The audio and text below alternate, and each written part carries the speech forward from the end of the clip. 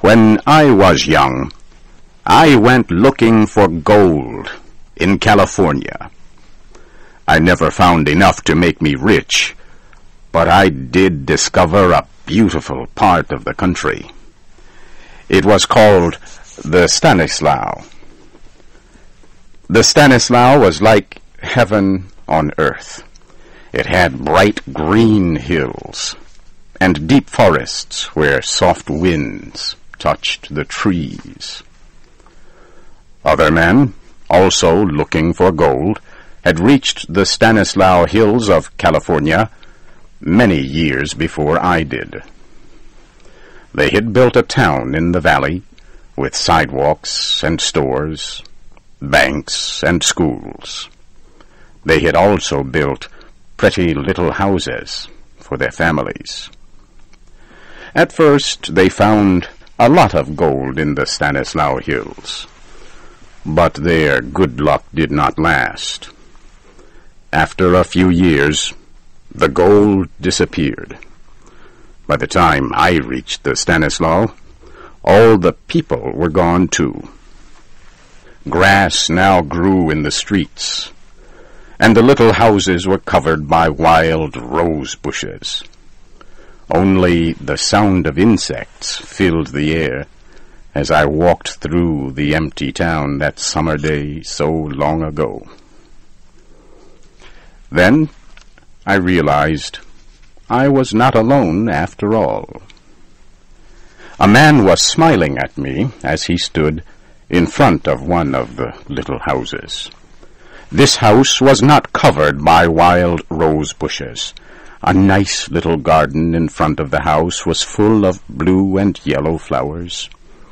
White curtains hung from the windows and floated in the soft summer wind.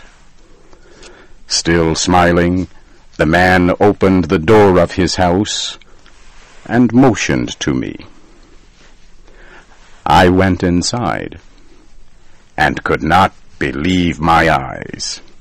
I had been living for weeks in rough mining camps with other gold miners. We slept on the hard ground, ate canned beans from cold metal plates, and spent our days in the difficult search for gold.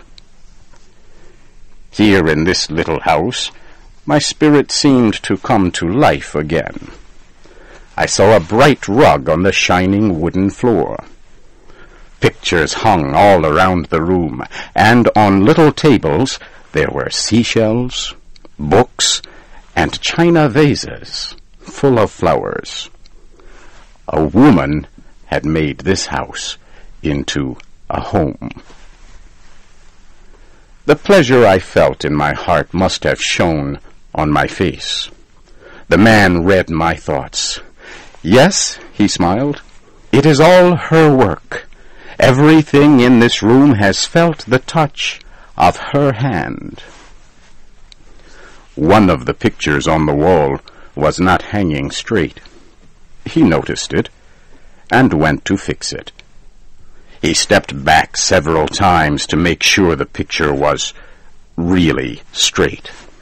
Then he gave it a gentle touch with his hand.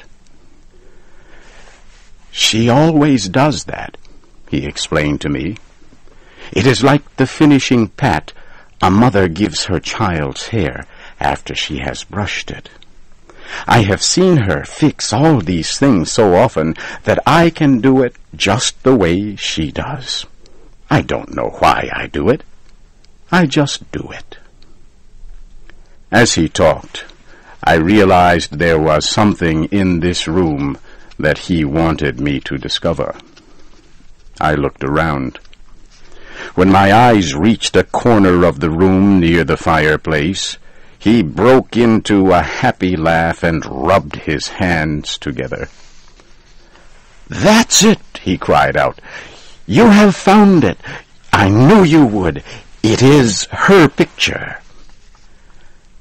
I went to a little black shelf that held a small picture of the most beautiful woman I had ever seen. There was a sweetness and softness in the woman's expression that I had never seen before. The man took the picture from my hands and stared at it. She was 19 on her last birthday. That was the day we were married. When you see her, oh, just wait until you meet her. Where is she now? I asked. Oh, she is away, the man sighed, putting the picture back on the little black shelf. She went to visit her parents. They live 40 or 50 miles from here. She has been gone 2 weeks today. When will she be back? I asked. Well, this is Wednesday, he said slowly. She will be back on Saturday, in the evening. I felt a sharp sense of regret. I am sorry, because I will be gone by then, I said. Gone? No, why should you go? Don't go. She will be so sorry. You see, she likes to have people come and stay with us. No, I really must leave, I said firmly.